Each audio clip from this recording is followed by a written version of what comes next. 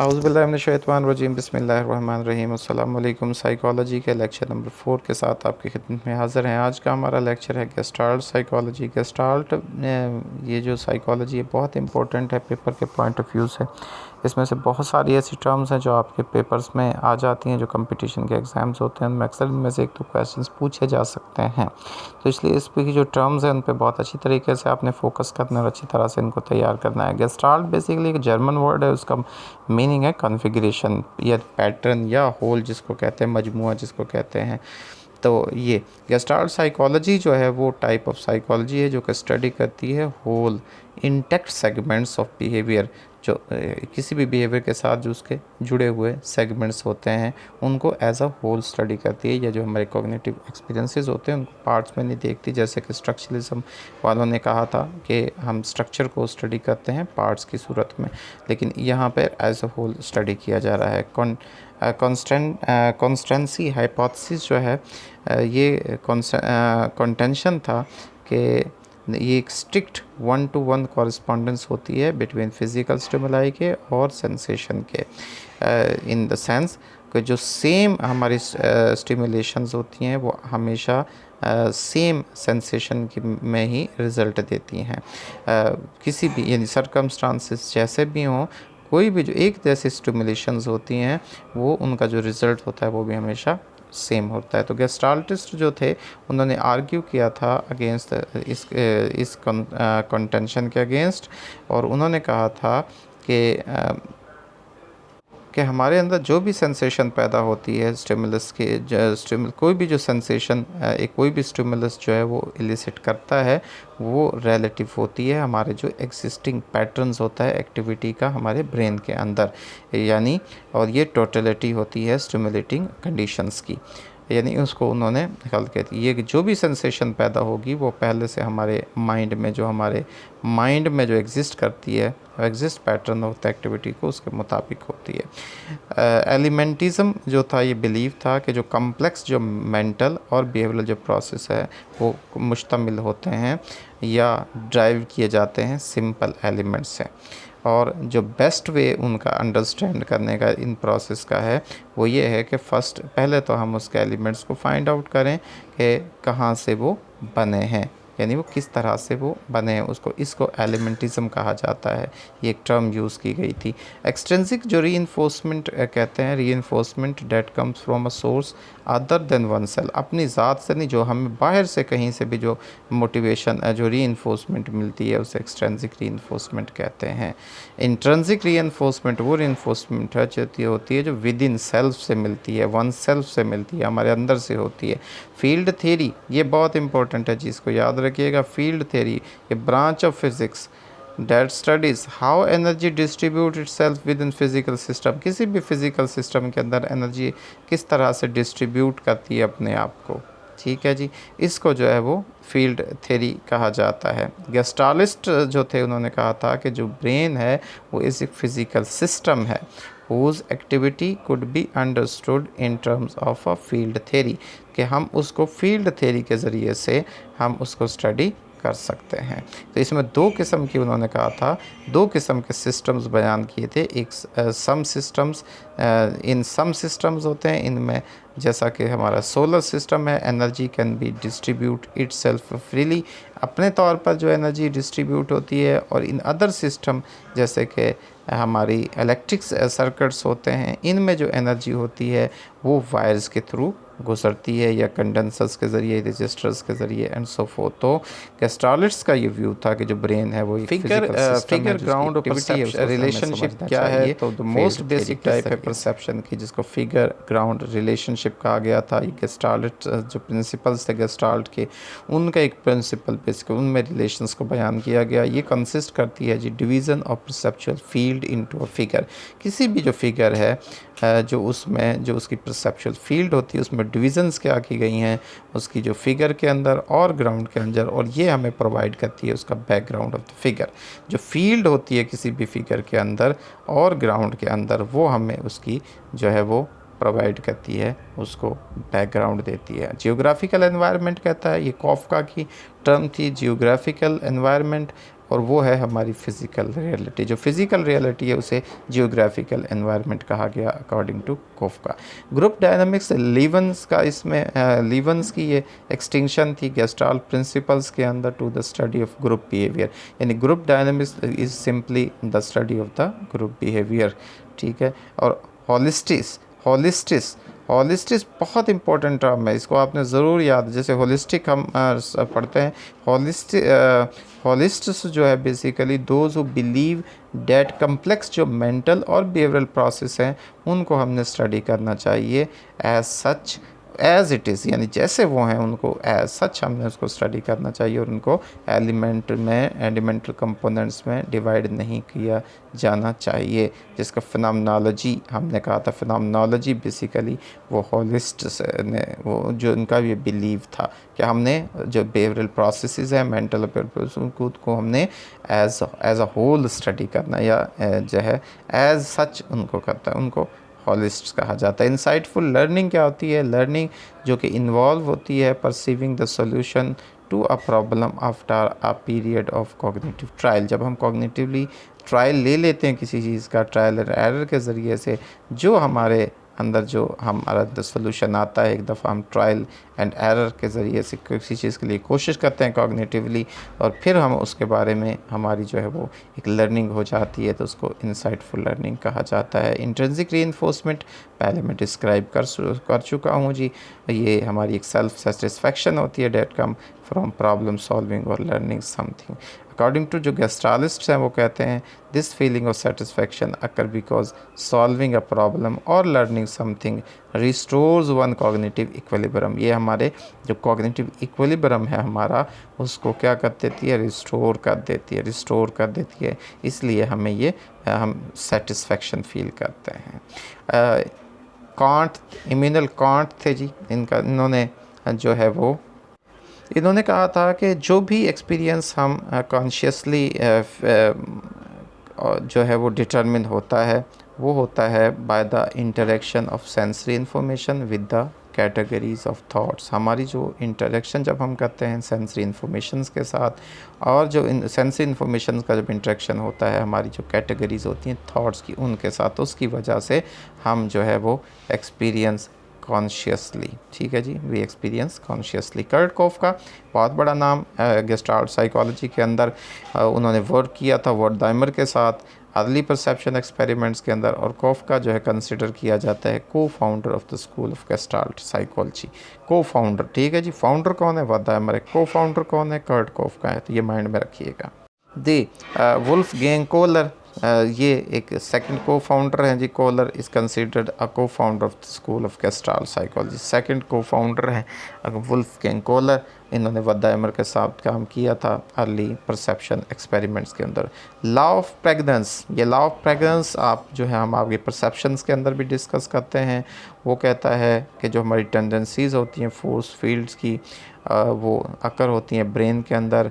Mental events जो है हमेशा ऑर्गेनाइज होते हैं, सिंपल होते हैं, रेगुलर होते हैं।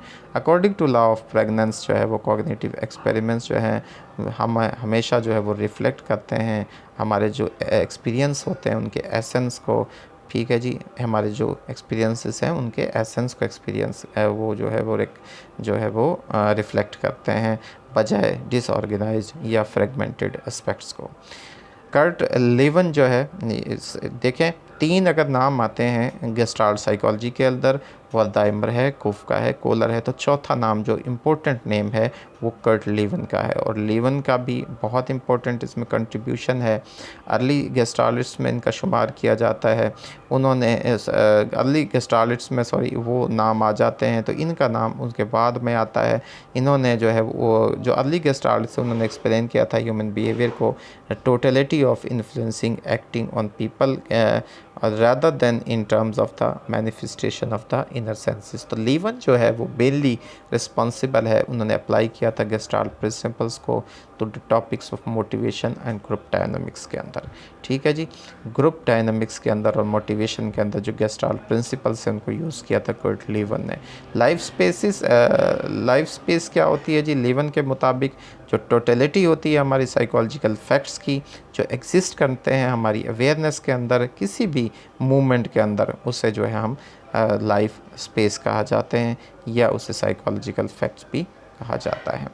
अर्नेस्ट मैक जो है, इन्होंने ऑब्ज़र्व किया था कि कुछ कुछ जो हमारे मेंटल एक्सपीरियंसेस होते हैं वो सेम होते हैं, ताकि हम जो है उनको स्टिमुलेट करें एक wide range of sensory events के अंदर।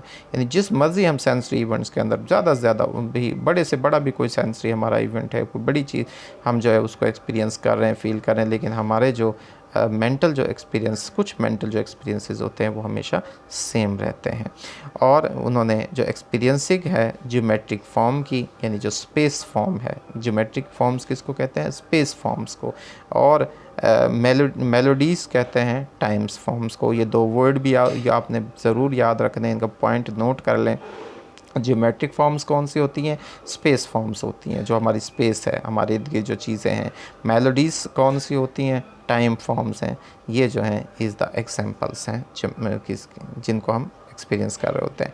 मेमोरी प्रोसेस क्या होता है? The brain activity caused by the experience of N environmental event. जो कोई भी ब्रेन एक्टिविटी है जो कि होती है जब हम किसी भी एनवायरमेंटल इवेंट को एक्सपीरियंस कर रहे होते हैं, उसकी वजह से तो वो हमारा मेमोरी प्रोसेस हो रहा है। मेमोरी ट्रेसेस जो होते हैं ये हमारे रेमिनेंट होते हैं हमारे एक्सपीरियंस के, जो कि हमारे माइंड में रह जाते हैं, हत्ता कि हमारा जो एक्सपीरियंस जो होता है वो ख़त्म हो जाता है। यानी कोई भी वाक़या, कोई भी चीज़ हम चीज़ को एक्सपीरियंस कर रहे हैं वो ख़त्म भी हो जाए तो उसके कुछ चीज़ें हमारे माइंड में रह जाती हैं, हमारे ब्रेन में रह जाती हैं, तो उसको कहा जाता है मेमोरी ट्रेसेस।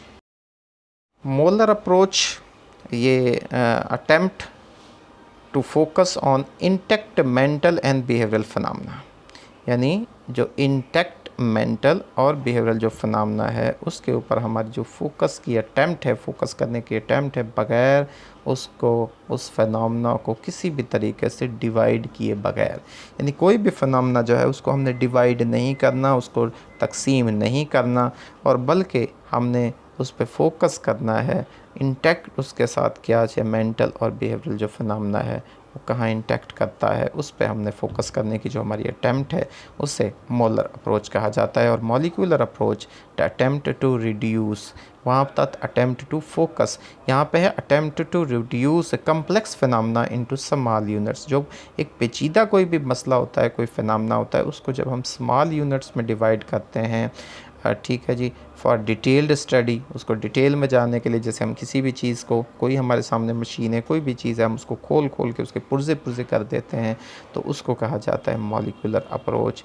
ये बेसिकली जैसे कि हमारी एलिमेंटिस्टिक अप्रोच क्या होती है, वो भी, ये अप्रोच भी आपने ज़रूर याद रखनी है। What is the difference between molar approach and molecular approach. जो एज़ इट इज़ हम चेक करेंगे तो वो मोलर होगी, और जब हम उसको डिवाइड कर देंगे, रिड्यूस कर देंगे, तो वो हमारी मॉलिक्यूलर होगी। परसेप्चुअल कंसिस्टेंसी है जी, हमारी जो परसेप्शंस की कंसिस्टेंसी का होना, ये बरकरार रहना, ठीक है जी, और हम जैसा ऑब्जेक्ट है उसको एज़ इट इज़ देखना विदाउट एनी सिचुएशन डिफरेंस या सर्कमस्टांसिस डिफरेंसेस के, ठीक है जी। उसके बाद फिनोमेनोलॉजी है, study of intact meaningful mental phenomena. जो है किसी भी इंटैक्ट या मीनिंगफुल जो मेंटल फिनोमेना उसको स्टडी करना फिनोमेनोलॉजी कहलाता है। पहले भी मैंने इसको आपको बताया। 5 फिनोमेना, ये भी एक इम्पोर्टेंट जो है गेस्टाल्ट प्रिंसिपल्स में से आता है। इल्यूजन, ये बेसिकली इल्यूजन है that light is moving from one location to another. जैसे हमें नज़र आता है कि एक लाइट एक जगह से दूसरी जगह मूव कर रही है, हालांकि मूव नहीं कर रही होती है।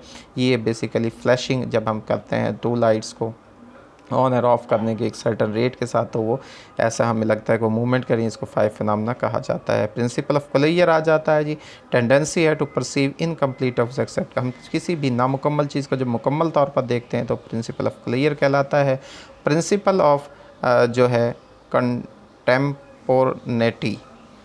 ये जो प्रिंसिपल है ये लीवंस ने दिया था, इनका कंटेंशन के, जिससे ओनली प्रेजेंट जो फैक्ट्स होते हैं वो इन्फ्लुएंस करते हैं हमारी प्रेजेंट थिंकिंग पर और बिहेवियर के ऊपर। यानी प्रेजेंट ही सिर्फ जो फैक्ट्स होते हैं और वही इन्फ्लुएंस करते हैं। पास्ट एक्सपीरियंस जो होते हैं वो इन्फ्लुएंस्ड होते हैं सिर्फ उस वक्त जब एक जो कोई पर्सन है is presently aware of them, उस वक्त उन चीज़ों से अगर अवेयर होता है तो ही वो इफ़ेक्ट करते हैं, अदर देन वो इफ़ेक्ट नहीं। यानी सिंपली ये है कि अनकॉन्शियस इसका कोई किरदार नहीं है जी। ये इसमें लेवन की पोर्निटी जो थी प्रिंसिपल था उस पर। प्रिंसिपल ऑफ कंटिन्यूटी है जी, कंटिन्यूटी में हम चीज़ों को कंटिन्यूस फॉर्म में देखते हैं जी, चाहे उनमें गैप ही होता है या उनमें कोई फ़र्क होता है। एक्सपीरियंस हम स्टिमुलाई को करते हैं, कुछ प्रेडिक्टेबल पैटर्न्स है उसको परसेप्चुअल यूनिट्स के तौर पर देखते हैं, उसको कंटिन्यूटी कहा जाता है। होता है इनक्लिवनेस जो है टेंडेंसी है टू परसीव करने की जो टेंडेंसी है ओनली द लार्ज फिगर, किसी भी बड़ी चीज़ को, बड़ी तस्वीर को या बड़े फिगर को, when a smaller figure is embedded in a larger figure, जब कोई भी छोटी तस्वीर उसके अंदर ही मिक्सअप हो जाती है या उसके अंदर घुल मिल जाती है, उसमें शामिल हो जाती है, तो उसे हम प्रिंसिपल ऑफ इनक्लिवनेस कहता है। प्रिंसिपल ऑफ प्रॉक्सिमिटी, ये सारे प्रिंसिपल आपने पढ़े हुए हैं जी, थर्ड ईयर में भी पढ़ते हैं, मास्टर्स में भी, एक्सपेरिमेंटल साइकोलॉजी में भी पढ़े जाते हैं वो सारे। तो ये सिंपल वही गेस्टाल्स प्रिंसिपल्स ऑफ परसेप्चुअल कंसिस्टेंसी या परसेप्शंस के जिनको प्रिंसिपल्स भी कहा जाता है। प्रॉक्सिमिटी, ये परसेप्चुअल ग्रुप जब हम उनको इकट्ठे करते हैं टुगेदर स्टिमुलाई और इनको ये फिज़िकली जब क्लोज होते हैं तो इसको प्रॉक्सिमिटी, हम एक शक्ल इनको दे देते हैं, इनको प्रॉक्सिमल फॉर्म में देखते हैं। परसेप्चुअल ग्रुप्स हम जो है इनको बना देते हैं, तो इसको प्रिंसिपल ऑफ प्रॉक्सिमिटी कहा जाता है। प्रिंसिपल ऑफ सिमिलरिटी कहलाती है जी, जो एक जैसी मुशाबिह चीज़ें होती हैं उनको हम एक ग्रुप की शक्ल देते हैं। जो tendency to perceive as a unit हम उनको देते हैं, वो tendency to perceive perception groups में है जी प्रॉक्सिमिटी। ये जो परसेप्शन यूनिट्स में है स्टिमुलाइज में, जो कि physically similar to one another है। प्रोडक्टिव थिंकिंग, ये वदाइमर का एक जो था कॉन्सेप्ट था, the type of thinking that ponders principles rather than isolated facts and that aim at understanding the solution of problems rather than memorizing a certain problem solving strategy or logical rules। इसमें याद नहीं किया जाता बल्कि क्या किया जाता है, उसको समझा जाता है सॉल्यूशन को प्रॉब्लम्स के, ठीक है जी, understand the solution of two problems. इस तरह की जो थिंकिंग होती है हमारी, जो कि प्रिंसिपल्स पे गौर करती है, यानी वो आइसोलेटेड फैक्ट्स पे नहीं करती, और उसका जो एम होता है वो अंडरस्टैंडिंग होता है किसी भी प्रॉब्लम्स के सॉल्यूशन को समझना। इसको प्रोडक्टिव थिंकिंग कहा जाता है। साइकोलॉजिकल फैक्ट्स क्या होते हैं जी, लीवन ने कहा था कि वो चीज़ें जो कि जिनसे एक शख्स अवेयर होता है किसी भी मूवमेंट में, किसी भी वक्त जब बंदा है, जिससे वो हमारे साइकोलॉजिकल फैक्ट्स होते हैं, जब से हमने अभी थोड़ी देर पहले भी जिसका जिक्र किया था। तो साइकोलॉजिकल आइसोमॉर्फिज्म जो गेस्टालिट्स थे जी, उनका कंटेंशन था दैट तब जो हमारे पैटर्न्स होते हैं एक्टिविटी को, वो प्रोड्यूस्ड होते हैं बाय ब्रेन, ठीक है जी, सिंपली कि जो patterns of activity produced by brain उनको प्रोड्यूस करता है, सेंसरी एक्सपीरियंसेस उनको प्रोड्यूस नहीं करता, ठीक है जी, जैसे कि कॉजेज मेंटल एक्सपीरियंसेस, ठीक है जी। तो क्वासी नीड्स हैं जी, क्वासी नीड्स जो होती हैं अकॉर्डिंग टू लीवन साइकोलॉजिकल होती हैं रादर देन बायोलॉजिकल नीड। ये साइकोलॉजिकल नीड्स जी, क्वासी नीड्स, ये लीवन ने कंसेप्ट दिया था उसकी। ट्रेस सिस्टम क्या होता है, द कंसोलिडेशन होती है जी, जो हमारी एंड्यूरिंग एंड एसेंशियल फीचर्स होते हैं, पायदार देरपा, और जो लाजमी जो फीचर्स होते हैं हमारी मेमोरीज़ के किसी भी इंडिविजुअल की, ऑब्जेक्ट्स की और क्लासेस ऑफ ऑब्जेक्ट्स के बारे में, ठीक है जी। ये the consolidation of the enduring और एसेंशियल फीचर्स, जब हम कंसोलिडेट करते हैं हमारे जो इंड्यूरिंग और एसेंशियल फीचर्स मेमोरीज़ के होते हैं, इंडिविजुअल ऑब्जेक्ट्स के और क्लासेस ऑफ ऑब्जेक्ट्स के, तो उसको जो है वो ट्रेस सिस्टम कहा जाता है। Principle learned in one learning और problem solving situation to other similar situations को ट्रांसपोजिशन कहते हैं। जब हम किसी भी कोई हमारे जो लर्निंग एक्सपीरियंसेस होते हैं उनको हम एक सिचुएशन से दूसरी सिचुएशन में यूज़ करते हैं तो उसे ट्रांसपोजिशन कहा जाता है। Max Wertheimer ji founded the school of gestalt psychology, पहले भी हमने बताया था 1912 में किया था जी, ये भी याद रखिए, 2 पॉइंट्स याद रखिए। एक तो फाउंडर मैंने पहले बता चुका हूँ कब किया, 1912 में किया, और पेपर इनका क्या था, 5 फिनोमेना, ठीक है जी, ऑन द 5 फिनोमेना के ऊपर इन्होंने ये किया था, और वहीं से जो है वो और ये भी आ सकता है जी 5 फिनोमेना किसने इंट्रोड्यूस करवाया, तीनों के नाम होंगे, कर्ट लीवन का भी हो सकता है, चारों के नाम होंगे, तो आपने इसको मैक्स वदाइमर जो है। ज़िगरनिक इफेक्ट है जी, the tendency to remember uncompleted task longer than completed task जी, के जो टेंडेंसी है कि हम जो अनकम्प्लीटेड हमारे टास्क होते हैं उनको हम ज़्यादा अरसे तक याद रखते हैं, कंप्लीटेड वन से, कंप्लीटेड को भूल जाते हैं, उसको ज़िगरनिक इफ़ेक्ट कहा जाता है। Act psychology, type of psychology जो कि एम्फसाइज करती है study of intact mental acts, जो हमारे इंटेक्ट जो जुड़े हमारे मेंटल एक एक्ट्स हैं उनको स्टडी करने की जो साइकोलॉजी है उसे एक्ट साइकोलॉजी कहते हैं। जैसे कि हम परसीव करते हैं, जज करते हैं instead of division of conscious into elements, ठीक है जी, उसको डिवीज़न नहीं करता, परसीविंग एंड जजिंग, ठीक, परसीविंग एंड जजिंग किसको, मेंटल एक्ट्स को, मेंटल एक्ट, तो उसको जो है वो एक्ट साइकोलॉजी कहा जाता है। अप्रोच कॉन्फ्लिक्ट, ये लीवन का जी, ये भी याद रखिएगा, जो कॉन्फ्लिक्ट था बेसिकली वो लीवन की थ्योरी थी, कॉन्फ्लिक्ट। और अप्रोच अवॉइडेंस और अवॉइडेंस जो कॉन्फ्लिक्ट होता है, ये कॉन्फ्लिक्ट बेसिकली इसके 3 टाइप्स उन्होंने बयान किए हैं। अप्रोच वो होता है जिसमें कि जब एक पर्सन अट्रैक्ट होता है जो 2 गोल्स की तरफ, जो कि सेम टाइम, यानी 2 गोल्स होते हैं सेम टाइम, दोनों को करना चाहता है, अप्रोच अवॉइडेंस होता है जब एक पर्सन अट्रैक्ट होता है to and repelled by the same goal at the same time, ठीक है जी, एक ही जो गोल होता है, यानी वो उसे चीज़ पसंद भी होती है, उसे छोड़ भी नहीं सकता है, छोड़नी भी पड़ती है तो वो, लेकिन उसे छोड़ भी नहीं सकता है, तो अप्रोच अवॉइडेंस उसको कहता है। Avoidance according to Lewin ji, type of conflict डेटा कर जब एक पर्सन रिपेल्ड होता है by 2 goals at the same time, जब 2 सेम टाइम ये 2 ही गोल से वो रिपेल्ड हो रहा होता है तो उसको अवॉइडेंस कहा जाता है। लेकिन करना ज़रूरत, दोनों सही नहीं है, पसंद नहीं करता है, लेकिन दोनों में से सिलेक्शन होनी है। तो बिहेवियरल एनवायरनमेंट जो है कॉफका की ये टर्म थी, वो सब्जेक्टिव जो रियलिटी है उसे बिहेवियरल एनवायरनमेंट कहा गया। तो ये तो था जी आज का हमारा गेस्टाल्ट साइकोलॉजी का, max फर्डाइमर, Kurt कोफका, Wolfgang coral, Karl लीवन जो है ये मेन हमारे इसमें फिगर्स थे, उनकी कुछ थेरीज हमने डिस्कस की। आई होप कि आपको ये लेक्चर पसंद आया होगा और कुछ नई चीज़ें आपने इसमें से ज़रूर सीखी होंगी। इनको बार बार रिपीट कीजिए, समझिए, सीखिए और याद कीजिए, इंशाल्लाह आपको बहुत फ़ायदा देगा। अल्लाह ताला से दुआ है कि अल्लाह ताला आपकी ज़िंदगी में आसानियाँ नसीब फरमाएँ और आसानियाँ तकसीम करने की तौफीक नसीब फरमाए और आपको ज़िंदगी के हर मैदान में कामयाबी अता फरमाए। आमीन। अल्लाह हाफ़िज़।